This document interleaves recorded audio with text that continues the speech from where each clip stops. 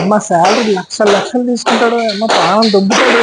ఏం మనిషో ఏం అవుతాడో, ఇప్పుడు ఏం అడుగుతాడో ఏమో చూడాలి.